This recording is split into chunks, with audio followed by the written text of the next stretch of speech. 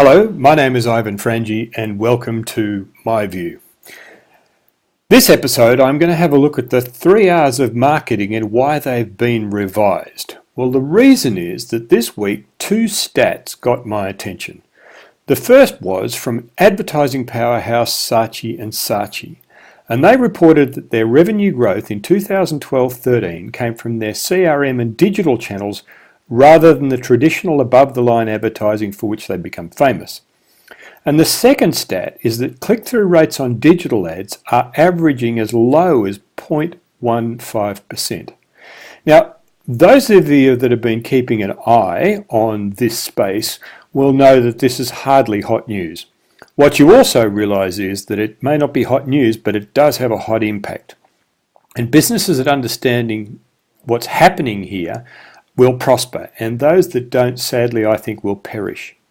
We already know these facts, so let me just go over them because they're important to review. The blinding flash of the obvious, the BFO, isn't that the customer journey is now more complex. The BFO is that the major shift happened during the GFC. We seem to be stuck in a TLA loop here. That's a three-letter acronym loop, but anyway, let's push on.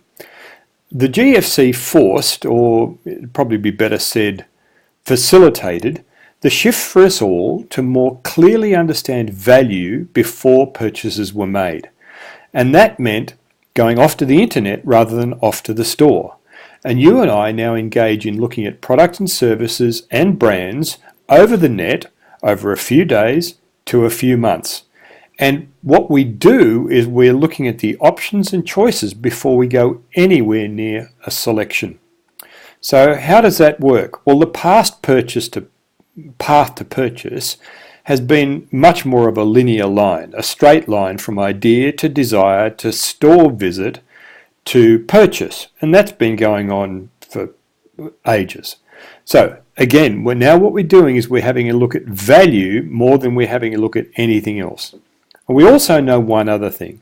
What we know is that people are using multiple devices to search for whatever there is they're looking for.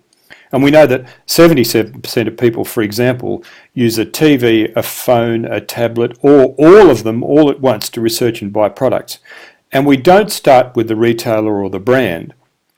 What we do is we start with a variety of mediums like social media, apps, blogs, YouTube, and all the other places that we can get information, and information that initially might come from our friends and most often comes from strangers via online reviews whose opinions we now value 12 times more highly than the people that we know.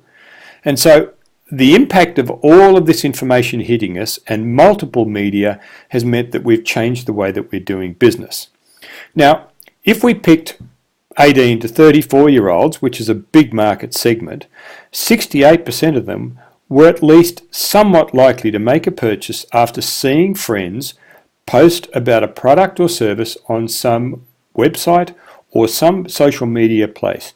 And this age group, in fact, tells us that 89% of them are actually looking for a local business and they're looking to make their decisions using online reviews. In other words, they want to reduce the risk of their purchase decisions by making decisions based on what somebody else has already done.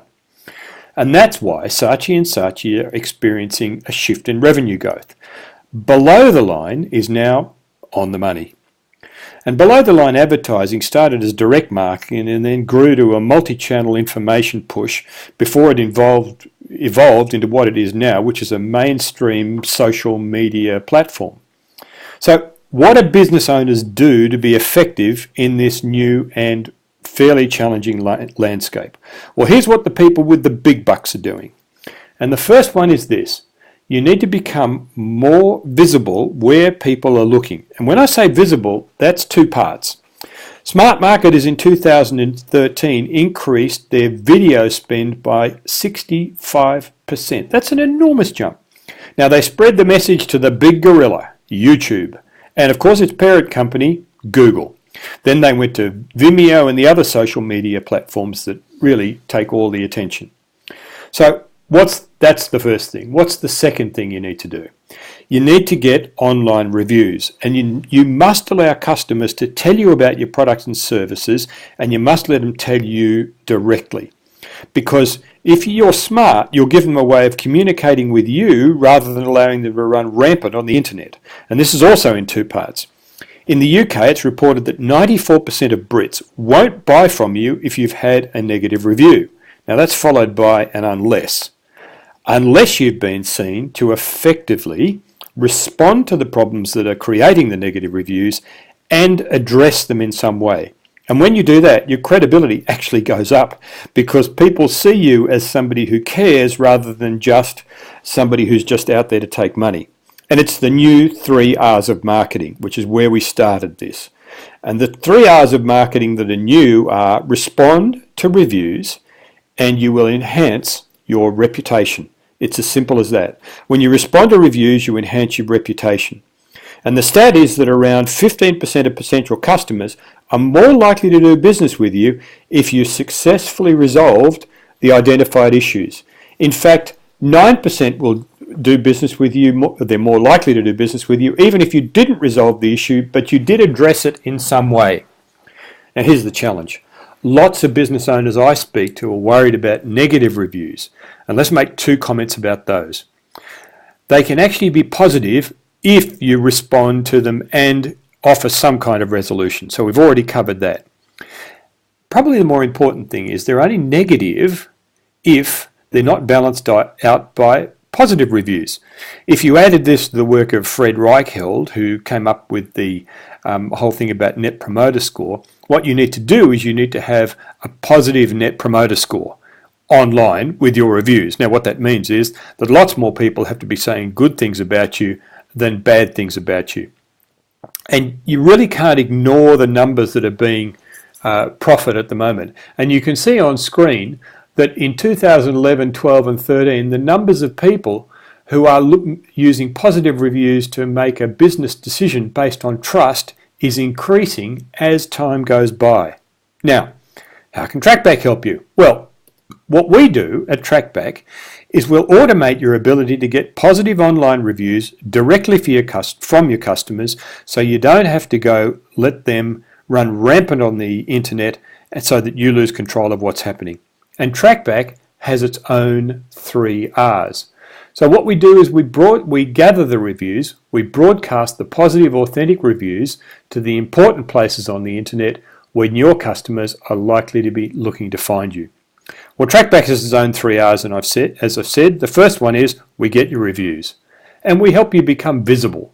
Visible because when people can find you, it's easier to do business with you. We then make you more credible. In other words, if people find you and other people are saying good things about you, it means that other people trust you more. If they trust you more, you become more buyable. The old saying is, when it's easy to buy, it's easy to sell. And we do all that with zero risk because we have a 60-day money-back guarantee. Now, the next part is the 3R's. Get reviews, and we'll do that for you. We'll automate the process.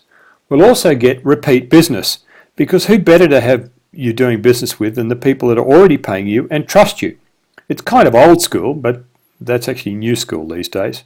Repeat business and referrals have always been the way to get good business and grow and thrive, and it's no different now. And it's quickly becoming the turbocharged engine that drives the other two. Now, here's what happens. TrackBack's a web-based service, and what we will do is to ask people to give you feedback. Now, here's an interesting statistic. 32% of the people who say they're interested in another product, in other words, a repeat business product, that you're already doing business with them anyway, they'll give you business within 30 days. Now think of all the extra sales you could get from your existing customers just by asking for their opinion. TrackBack does one other thing. As part of our automatic process, we get your existing customers to tell you who else you should be talking to. And our worldwide experience on that is that on average, 13% of customers who complete a feedback survey will give you a referral to someone else. That's effective marketing in action. Now, what's the investment in all of this? Remembering that there is zero risk. Well, let's look at it. The TrackBack suite is $297 US a month. We've got a few other things that we have available. A Yelp profiler is a special tool that helps you be effective with Yelp. That's the next big gorilla coming down the road, especially in Australia.